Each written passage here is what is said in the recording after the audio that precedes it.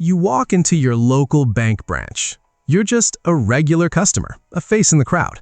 You ask a simple question about your account, and you're met with a cold, scripted response, and probably a monthly service fee that eats into your hard-earned savings. It feels like you're just another number on a spreadsheet, an annoyance they have to deal with. But then, look across the floor. You see someone else, the private client. They're whisked away from the queue, ushered into a quiet, mahogany-paneled suite, offered coffee, and greeted by name. It looks like luxury. It looks like prestige. It looks like respect. But I'm here to tell you something that will change the way you see your bank forever. You've been looking at it all wrong. You think that VIP treatment is a sign of respect? It's not. In the cold, calculated world of high finance, that isn't respect, it's a golden cage. Those banks aren't rolling out the red carpet because they suddenly value your humanity. They are inviting you into that suite to lock you into their ecosystem, to keep you trapped in a web of proprietary products, management fees, and complex instruments you didn't even know you needed. Today, we are pulling back the curtain on the psychology of wealth signaling. Why do banks really love you once your net worth hits a certain number? And more importantly, how do you play the game instead of becoming the game?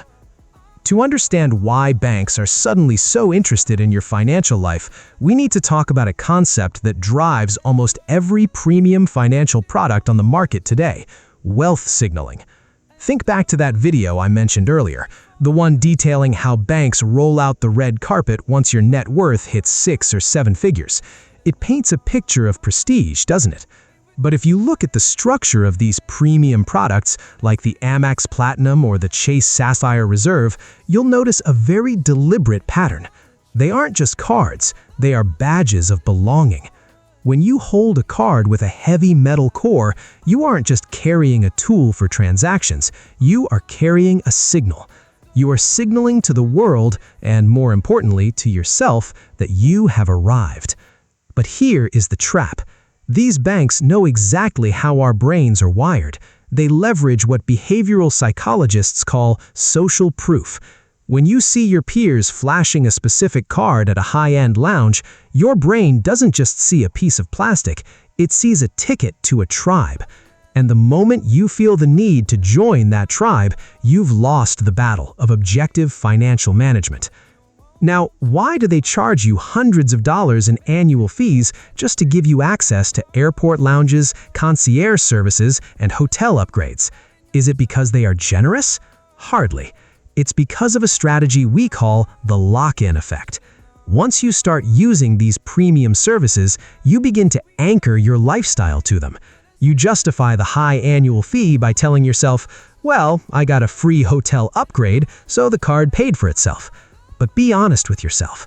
Would you have booked that hotel at that price point if you weren't trying to justify the fee? Probably not.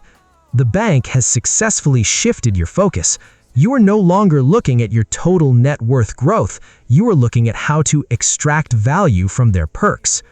The Harvard Business Review has published extensive research on the psychology of wealth and status, and the findings are clear. Humans are hardwired to crave status markers.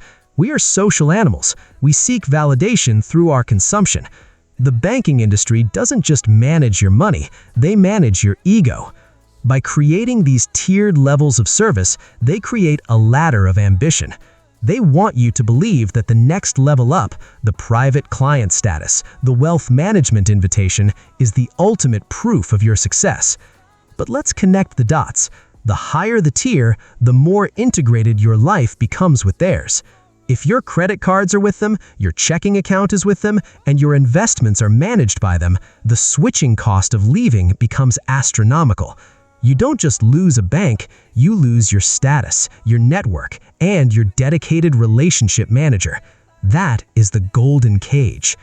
When you strip away the branding, the shiny metal cards, and the personalized emails from your dedicated banker, you're left with a simple business transaction.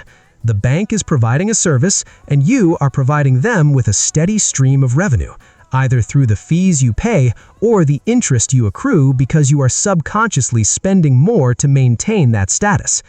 Many retail investors look at the $100,000 net worth mark and think, "I've made it."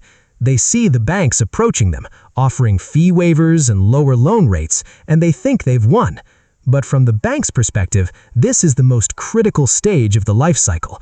You have proven you are an accumulator of capital. You have proven you have creditworthiness. Now they want to own your financial future. The real danger here isn't the prestige itself, it's the lack of awareness.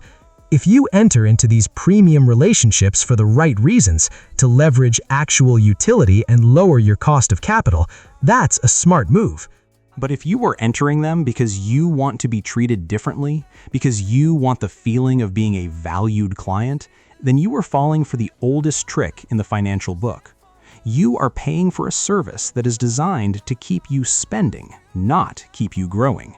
So before you chase that next tier or feel proud of the card in your wallet, ask yourself, are you building your wealth or are you just paying for the privilege of signaling it? Because the moment you realize that the bank's VIP treatment is a product you are paying for, you stop being a client and you start being an investor. And in this game, that's exactly the shift you need to make if you want to keep your money where it belongs, in your pocket, not theirs. Now, let's talk about that feeling. You know the one, the ego boost when a relationship manager greets you by your first name, remembers your daughter's graduation, or calls you just to check in. It feels like you finally transcended the automated phone systems and the robotic support of the retail banking masses. It feels like you're being seen. But here is where you need to start thinking like an insider. This isn't customer service. In the industry, we have a name for this: high net worth capture. The moment you cross that $100,000 or $500,000 threshold, you are no longer just a depositor. You are a target. That personalized attention, that dedicated advisor, those exclusive coffee meetings, they aren't there because the bank is suddenly interested in your financial well-being. They are there to build a bridge of trust so they can cross it and sell you their proprietary products. Think about it. If you were a DIY investor, if you were managing your own portfolio using low-cost index funds or ETFs, what would the bank actually make from you? A few dollars here and there, maybe some minimal transaction fees. That's not a business model that keeps a skyscraper downtown. But if they can convince you to move those assets into their exclusive managed funds or a private wealth program, the math changes instantly. They shift you from passive, low-cost instruments into actively managed funds. These funds often carry high expense ratios, sometimes 1%, 1.5%, or even 2% annually. You might think, oh, it's just 1 or 2%, what's the big deal? Let me tell you the big deal. Over a 20 or 30-year horizon, that 1 or 2% doesn't just eat into your returns, it devours your compounding. It is a slow, silent wealth extraction machine that operates right under your nose, all while your advisor is being perfectly polite, incredibly responsive, and genuinely caring. That's the brilliance of the trap. It's hard to get angry at someone who is always there when you need them.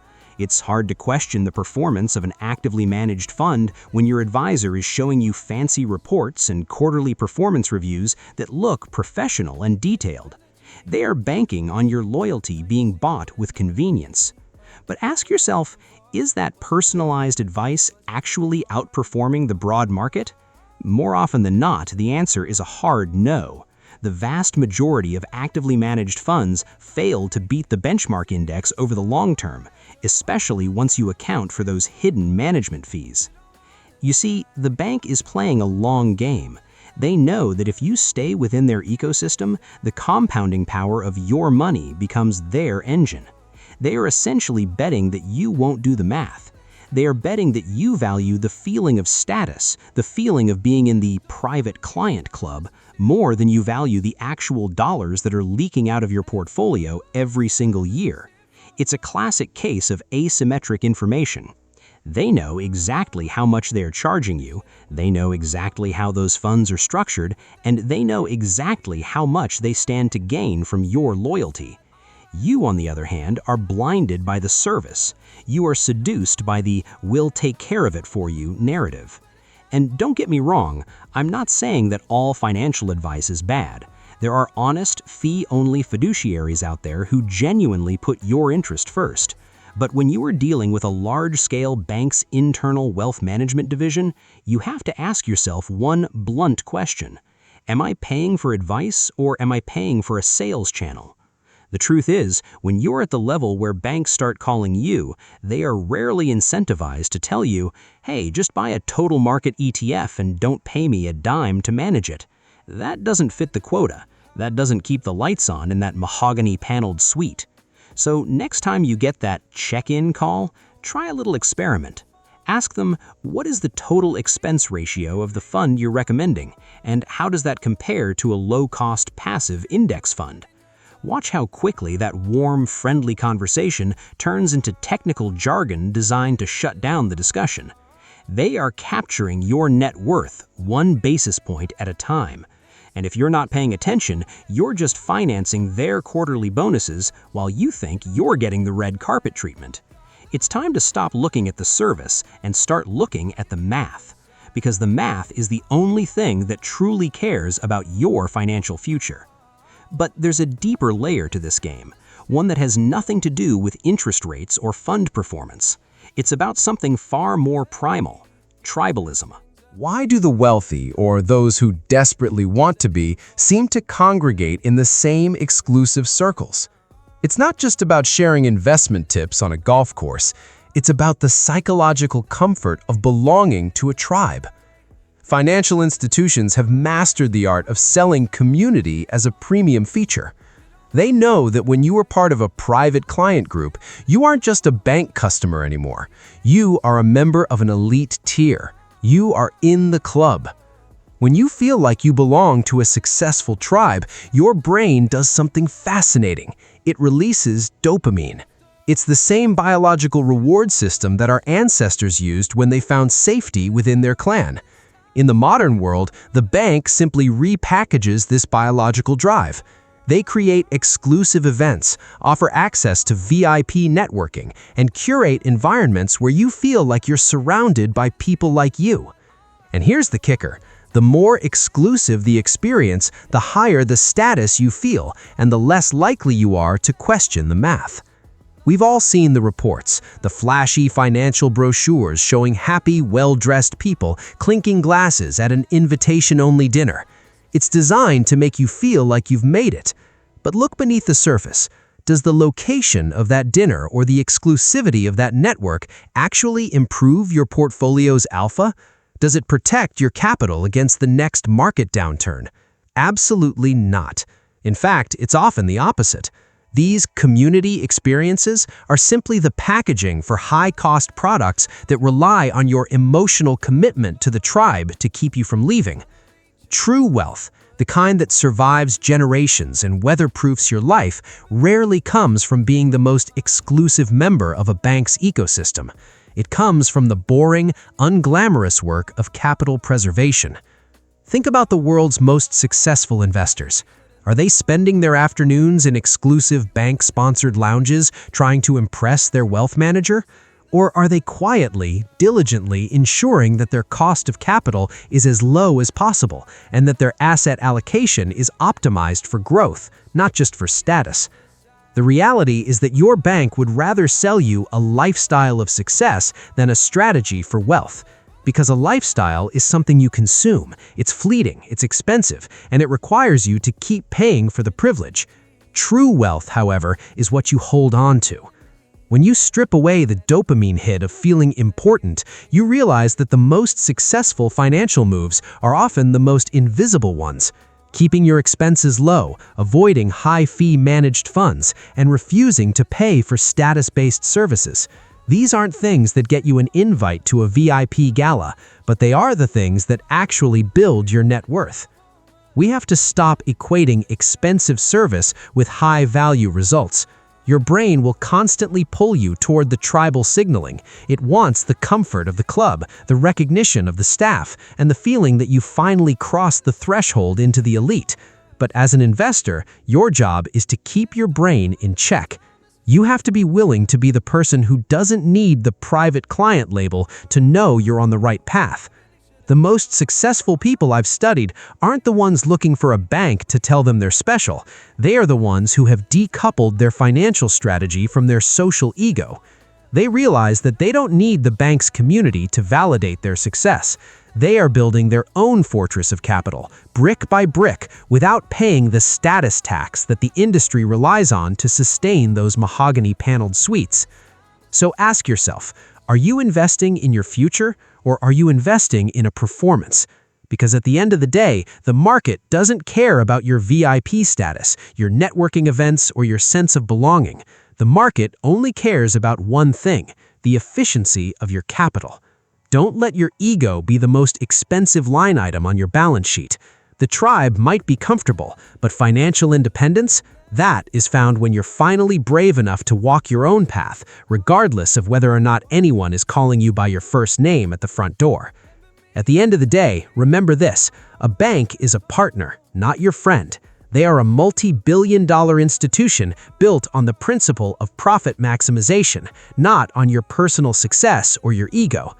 Don't let the siren song of VIP status or the feeling of being part of the club blind you to the cold, hard reality of opportunity cost. Every free lounge visit, every complimentary upgrade, and every personal banker interaction is being paid for by you in the form of higher management fees, suboptimal investment products, and your continued loyalty to their high-cost ecosystem. Real wealth isn't found in the exclusivity of a mahogany suite. It's found in the efficiency of your capital. It's found in the quiet, unglamorous decisions to lower your expenses, diversify your assets, and stay disciplined, regardless of whether a banker is calling you by your first name or not. Stop playing the game they designed for you and start playing the game that actually builds your financial independence. So, I have to ask, have you ever been lured into paying for a banking privilege only to realize later that it was just a hidden cost in disguise? Or have you successfully navigated the system to get the perks without paying the price? Drop your experiences in the comments below. I read all of them, and I want to know how you're taking control of your financial destiny. If you found this breakdown valuable, don't forget to subscribe for more deep dives into the psychology of money. Stay smart, keep your fees low, and I'll see you in the next one.